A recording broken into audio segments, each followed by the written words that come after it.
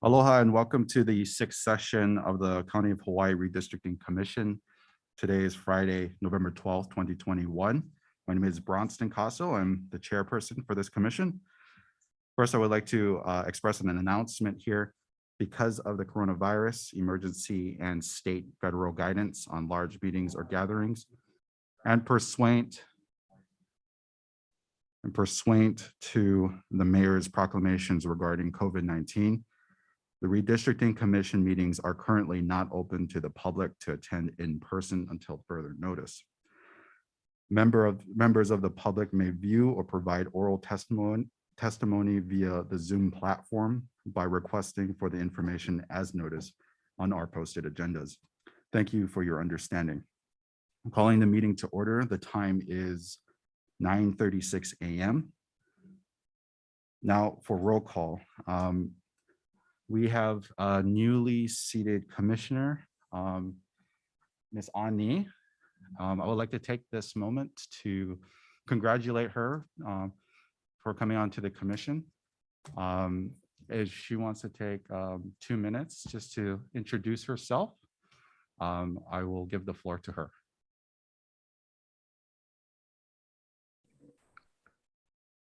Aloha mai kako. My name is Lehuanani.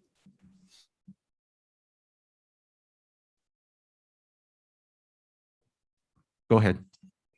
Aloha mai kako. O wau o Lehuanani Waipaani no Keaukaha mai au. No ke kumu o Keanala'ahana Public Charter School ma Keaukaha. He kumu paiki a me he kumu ho'okele wa'a no ke la wa. Mahalo nui for having me here today. So aloha, my name is Lehuanani Waipaani, and you can call me Lehua. I am born and raised in Keaukaha, the Hawaiian Homestead village of Keaukaha. And I am currently a teacher at Keanala'ahana Public Charter School, teaching boat photography and navigation along with genealogy of place and space, as well as historical preservation of our coastal areas in Keaukaha. Born and raised here in Hilo, and forgive me, I stepped away from my classroom because it is a school day for us. Was a Keaukaha elementary student, then went to Hilo High, so proud graduate of Hilo High School, class of '99. Graduated from University of Hawaii at Hilo with a degree in anthropology, and then went on to get my master's in photography and fine arts at Academy of Art University in San Francisco. I'm very proud to be from where I'm from. This is a very new space for me, so I've been trying to catch up on what the Redistricting Committee is about, and looking through the chapter 23 and trying to understand and bring myself up to date on what's already been in the role since prior to me coming on. Still have a little bit catching up to do, still want to make sure that I have all my ducks in order and that I do proper research on what this commission is about and what we can do to contribute to the whole of Hawaii County. So I hope that my service and my seat here at this redistricting committee serves my ohana, serves my kaiaulu, my community, and serves my moku o Keawe, so here on Hawaii Island. Aloha, nice to meet you all. Mahalo nui, Ms. Ani. Mr. Kauka, please call the roll. Thank you, Chair. And so just to clarify, welcome, Commissioner Lehua. We're glad to have you today. Certainly, Commissioner Lehua can participate in conversation and dialogue today. Unfortunately, though, we have not been able to swear her in to perform her swearing in into the commission since she was confirmed by council last week.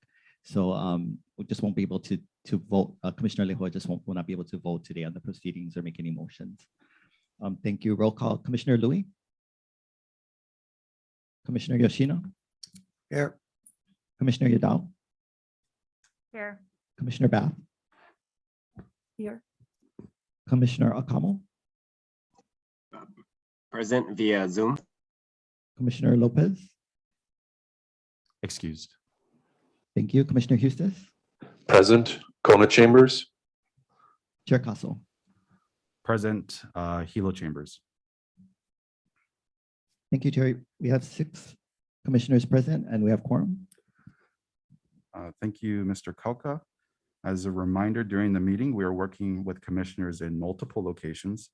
The audio of the meeting is being recorded, so as much as possible, let's try to avoid overtalk. It might be a little bit difficult to later dictate in the minutes. Please keep your microphones on mute unless you are speaking, and we ask for members of the public who are turned in as well. Commissioners in either chamber, your microphone can be activated by pressing the button at the base. I won't be able to recognize you if the audio is not coming through, so be sure to check if that's on first when speaking. As I am presiding from Hilo today, commissioners here with me, please turn on your light on or get my attention to be recognized. For those in Kona or on Zoom, please speak out with your name if you need to be recognized, and I will do my best to navigate. After I recognize you, please state your name for the recording transcription and proceed. If you don't state your name first, we may interrupt to clarify who's speaking on the minutes. Thank you all. Now for statements from the public testifiers, please note you will have 3 minutes for each item on the agenda to provide your statement. If you are speaking on multiple items, please indicate when you are transitioning. We kindly ask that you wait until called upon to unmute yourself. If there are issues when you are called out after trying for some time, we may have to move on while staff tries to work with you offline, and we'll try to get back to you. When there are 30 seconds remaining, we may indicate this to you and ask that you summarize. Before you speak, please state your name for the record and the item you are testifying on. Mr. Kalka. Thank you, Chair. This morning, we have Ms. Brenda Ford joining us. Ms. Ford, I'm not sure if you had testimony today, but if you do, you may go ahead now and unmute yourself.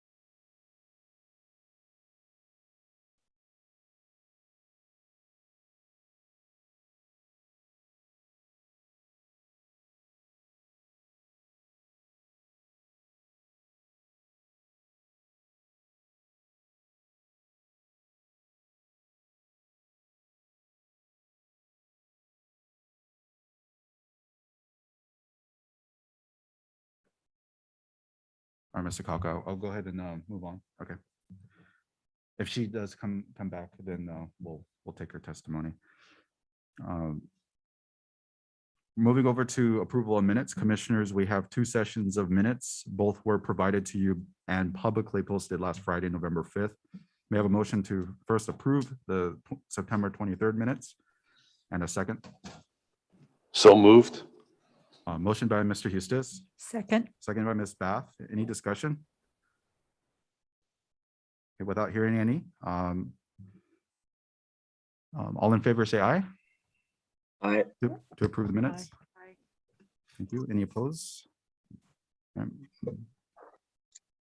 right, and then we're going to move over to the September 30th. Can I get a motion to approve the September 30th, which was our training session minutes? Can I get a motion for that and a second? So moved. Got a motion from Ms. Bath. Mr. Eustace, are you willing to second that? That's correct, Chair. Thank you. Thank you very much. Any discussion? No discussion? Thank you. All in favor of approving the September 30th minutes, please say aye. Aye. Aye.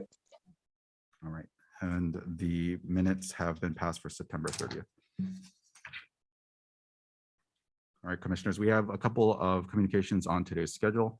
First, Dennis, would you go ahead and read communication 23? Communication 23 from Deputy Corporation Counsel Diana M. Mellon-Lacy, responding to an inquiry from a commissioner regarding clarifications on the process for considering an additional council district. Thank you, commissioners. Do you have any questions for Ms. Mellon-Lacy?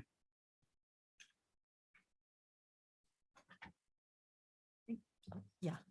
Well, no questions. Just thank you for clarifying that we would need to go through that process as a commission.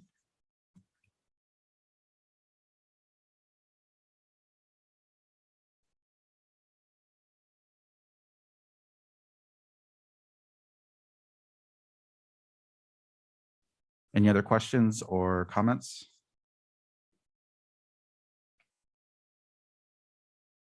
Okay, we'll go ahead and can I get I would like to get a motion and second to close the file on communication 23. Can I get a motion? So moved. Motion by Mr. Yoshina,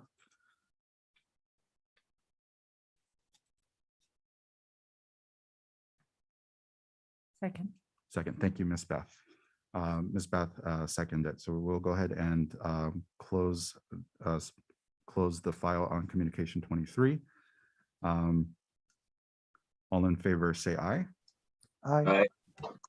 Any opposed? No? All right, thank you. Communication 23 is filed. Mr. Coca? Thank you. Summary of comments received during public hearings. Pursuant to Section 3-17E of the Hawaii County Charter, the commission shall hold at least one public hearing in each of the 9 council districts prior to completing a draft of the redistricting plan. All right, opening this up for discussion. Sure, everybody was able to get this.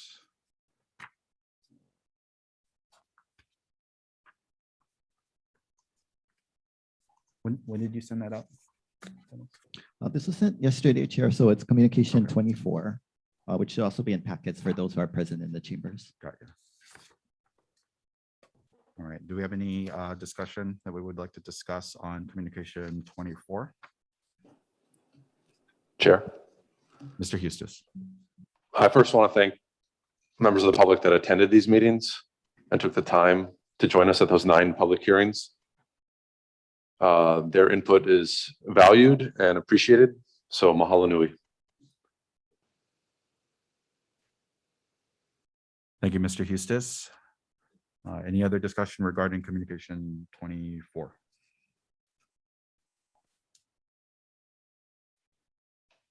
Okay, may I have a motion to close file on summary of comments received during the public hearings, and we'll go ahead and move on.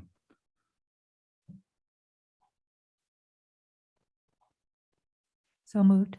Thank you, Ms. Bath. Motion, Second. Mr. Yoshina, second. All in favor? Say aye Aye. to close Aye. and vote no. All right. Motion carries to close. Okay. Ms. Ford, I see that you are online. Would you like to testify? Yes, sir. Thank you. And my apologies. Every time I tried to unmute, I got dropped. So thank you. My comments today are going to be generic. I looked at many of the plans, not all of them. However, there's one consistent flaw that I'm seeing in almost every plan I look at. When, excuse me, when you have 2 points inside of a district, in order to get from point A to point B, you must be not, you need to stay inside the district. That is, you cannot leave District 1 and drive around to get to District 1 again. You have to have everything in District 1 accessible within District 1. I noticed this problem specifically up in current District 9 by trying to add sections of Waimea area into District 1. You have to actually leave District 1 over in Hilo, drive up Saddle Road to get to the districts over in Kohala. That's a problem. In current District 5 and 6, 5 being where Kalakakua is, that area, and District 6 being Ka'u, there's a central portion of current District 7, which is only accessible by current District 7, and yet it has been added in on some of the plans to District 6 and Ka'u. You've got to look to where the roads are, and that means you got to expand the maps a lot to see how you get to all the different places. So those problems exist all over. In almost every map, I'm finding problems. And I would recommend that you seriously expand those maps and look at where the roads are before you say, this is what should be where it should be. You've got to be able to have connectivity within your district. That's basically what I want to say today. I'm available for any questions, and I'm not going to speak on particular maps. I think that's the commission's job, for you to look at those maps in really, really great detail. Thank you, though, for your time. Thank you, Ms. Ford. Commissioners, before we proceed, I'd like to suggest, we're moving over to new business. I'd like to suggest that we step out of order on our agenda. I thought it may make some sense for us to move to new business item 1, as indicated on the agenda. And this is a really good framework that we can start our discussions on. So without any objection, I'd like to do that. Then we can take up our maps and wrap up with the timeline progress item. Thank you, Mr. Kalka. If you can please read number 1 of new business, unless anybody has any objections. Okay, Mr. Kalka. Thank you, Chair. New business item 1, discussion on potential district changes, adjustments, and rationale regarding the commission draft plan and report. Requested by Commissioner Bath, commissioners may discuss, share, and exchange their thoughts and views about their respective and adjacent districts. Thank you, Commissioner Bath, for submitting this. If you want to go ahead and start the discussion. Yeah, thank you. One of the things that for me didn't occur was the commissioners having a dialogue to understand about our individual districts. I've used the word Kona-centric, but I'm Puna-centric, and you know, whatever district we're in, we're focusing on that. And I think that there's some expansion into other areas. I love Ka'u. My business was in Hilo for 26 years. So I have a sense of place and different things, but as commissioners, we haven't had that dialogue. The first question that I actually have is, what is the point, and I want to answer it to my understanding, what is the point of the redistricting? And I understand that it's to draw political lines so that each district can be equally represented.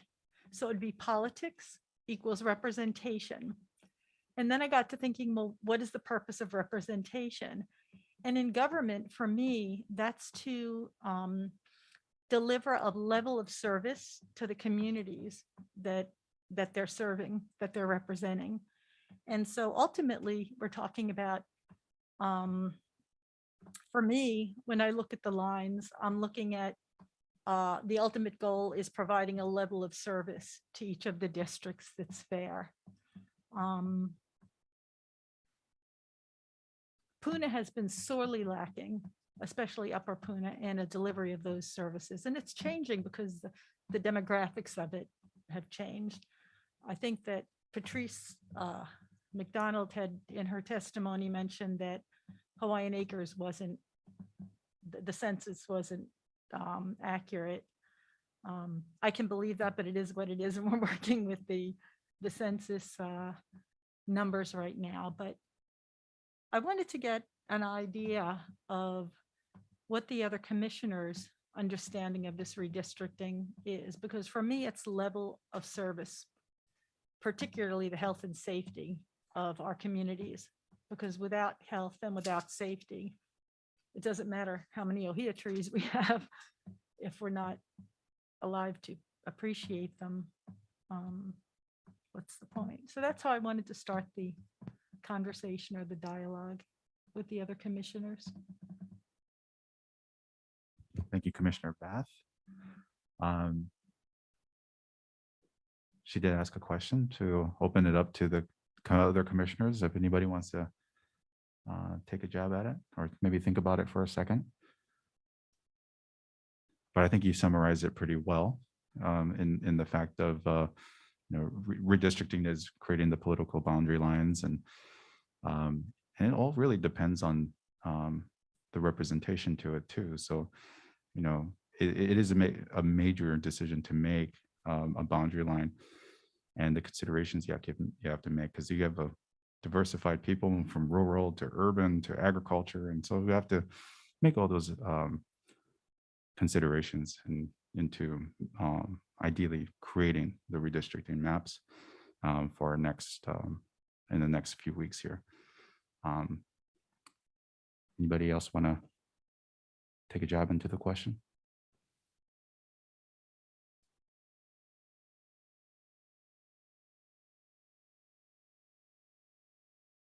Chair, I can jump in on a couple things.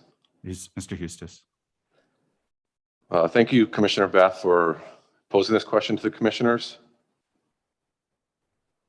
I believe that it is strictly political boundaries that we're drawing here. And you're right, like there is a balance we have to make for each of the districts so that they have an equal and fair representation at the council level. I don't necessarily believe that it is for a level of service. Indirectly it is, but that's not what we're doing here. We're drawing political boundaries, these imaginary lines that divide up the county into these 9 districts that will then in turn give you a representative to provide you that level of service. We're not here to carve up communities, though I know some sacrifices will have to be made because the numbers don't quite fit in certain areas. For instance, District 1 and District 1, let me talk about District 1 for a second. That's definitely a challenge because that district is a largely rural community and it is wedged between Waimea and Hilo. And so the conversation we need to have is, in those kind of instances, does it move one way or the other or a little bit of both? And this is what the last commission kind of dealt with too. So that while we've seen population growth in some areas, it hasn't matched in other communities. So we have to make some changes and some sacrifices to the boundary lines. And not all of the public will be happy with some of the changes we'll make. And that's just something we have to, acknowledge. But we can try and do our best to keep the communities together where they are. And some communities will have to be split or carved out in some places. It's just part of this political boundary processing. And we want to keep them together as much as possible for the sake of their vote and their representation, so that we're not diluting their voting power, but we're keeping those blocks together and that they would represent a strong voice to that elected official that they so choose at that time. But it really is this political boundaries we're drawing here. And I don't want to see these communities divided up. I'm having a hard time in my district and carving things up. But the neighboring districts, they need more. And so there have to be some changes made and we have to shift these lines around. At least that's where my train of thought is right now. Welcome thoughts from other commissioners.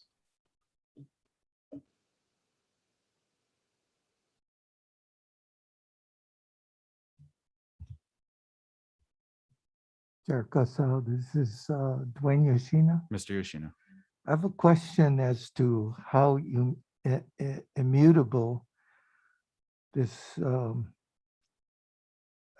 concept of community is. I mean, if we have to if we have to sacrifice community for a number, which is more important?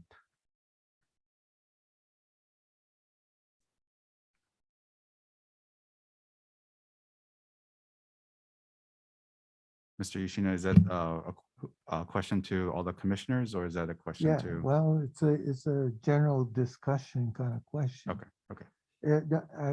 I guess it comes down to a legal interpretation of all of this. But if you have to make a choice, say between a basic island unit and a number, what do you do?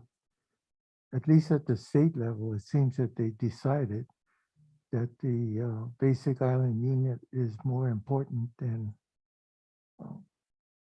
the conceptual model. So I guess the question comes down to a legal interpretation of that. So is the community more important than the deviation between the districts?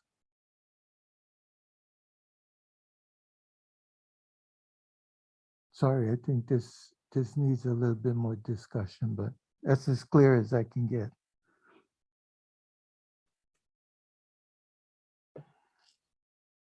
Chair. Mr. Eustace. Thank you, Mr. Yoshino. I think at some point when a community reaches a certain threshold of population, that's where we have to make that split. And those urban areas, they rightly so get more votes because the dense population in those areas. Sorry, my computer's rebooting here, but the deviation that we're granted gives us an opportunity to be inclusive and try and capture the entirety of a community. And I think that's important to use that deviation. We may want to say, okay, let's try and get to the 22,232 exactly, but that deviation grants us an opportunity to make sure that whole community's within that vote and we're not diluting them in another district.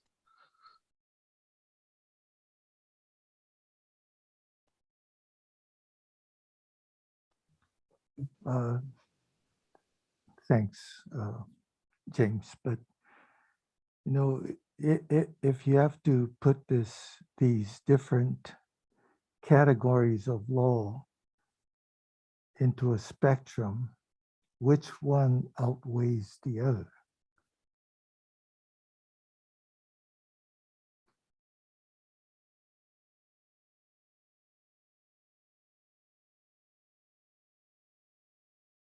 Mr. Chair, you have Ms. the Millen Lacy. Corp Counsel.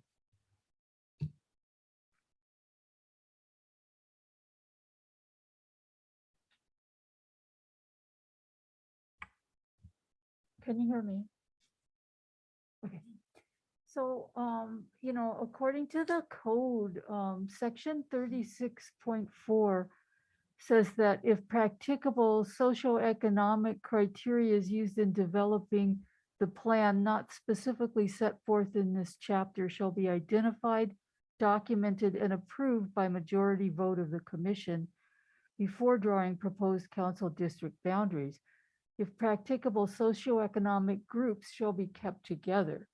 So, I think you have the limitation that the program provides on, the maximum deviation and all, but you have latitude if you can justify it. So if you decide that you need to go over the deviation approved amount, but you have a reason and you believe that it justifies doing it and this commission agrees on it, then you can do that. So, I think the program can make it feel kind of mechanical, but you aren't locked in if you have a reason. You have to have a rational basis. And, some of these questions, they're philosophical and there's not going to be a pat answer. And so it does bear at, looking at the communities and what happens when you break certain ones up. What does it mean? What does it, I've heard a lot of talk like you can't split HPP, but, I could think in my mind, well, Department of Education has done that. They've split HPP in terms of where children go to school. So, there's lots of things to look at and consider, and there's not one right answer. And as long as you have a justification, and I think this is a very important, dialogue today. But it isn't like there's going to be some place to go that's going to give you that definitive answer that this is the right way to go. And I think, that we have even today, the concern that Commissioner Bath has expressed about community and service. And then, the viewpoint of Mr. Eustace that, well, the focus needs to be more on the political component. So, you have a continuum here, and it's not like somebody's right and somebody's wrong. And generally, in the law, courts consider, if you come down to that, reasonable actions. If you have a reason and it's, makes sense, it's defensible. If it's just kind of not making any sense and just arbitrary, that's when you get into trouble with things. So this is a challenge to the commission, and I think it's especially a challenge at this point in time because the growth in our, on our island has been really significant in certain areas, and there's a lot of change occurring. So you have a difficult task here. And I'm impressed with this. So I have discussion. an additional question. So when you have to make these decisions and justify these decisions, how important is that one person, one vote? The constitutional requirement.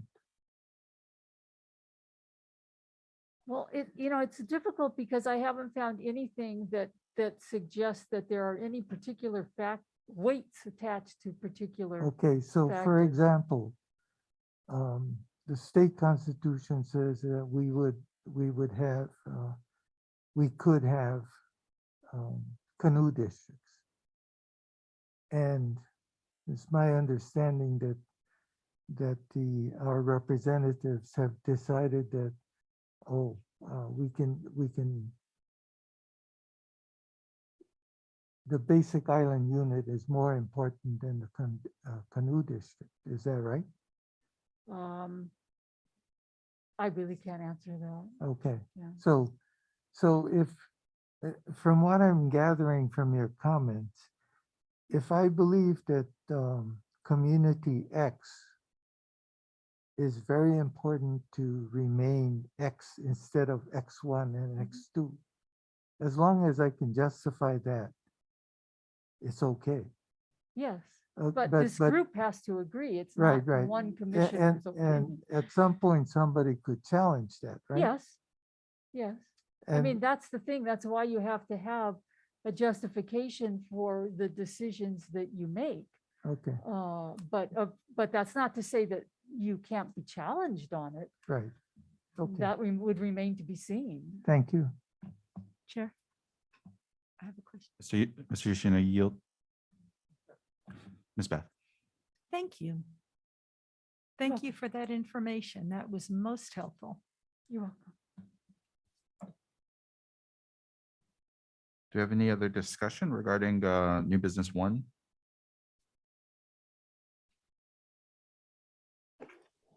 Chair, Mr. Eustace? thank you. Yeah, and just going back on my earlier points, it's important that when we're proposing these boundary lines and that we have these communities within them, that once again, that their voice is not diluted. And some of these areas are going to be large. And so we need to be cognizant that the representative that those people select are going to have to represent all those different communities, and that there are going to be many different voices in one. So you don't want to dilute those voices, whether it's our homesteaders. I've had concern about that in our district, about not making sure that the homesteads are divided. And of course, Ms. Bath, and you're on the east side of the island, right? About not dividing some of those communities. So just on the chance that those voices aren't diluted, so that their representative has the full strength of that community going forward. And we're drawing these representational boundaries. These people have to be represented by a single person going to the council, and they have to carry the voice of all those distinct communities within them. Thank you. Thank you, Mr. Eustace. Ms. Bath. Yeah, so what I'd like to do is just give a little overview of my district. And Jennifer, I'm going to give a little bit of an overview of District 4 and correct me if I need to be corrected. District 5, as far as community, really encompasses from Volcano Village down to Callao. But right now, Volcano Village is in Kau district, and that is what it is.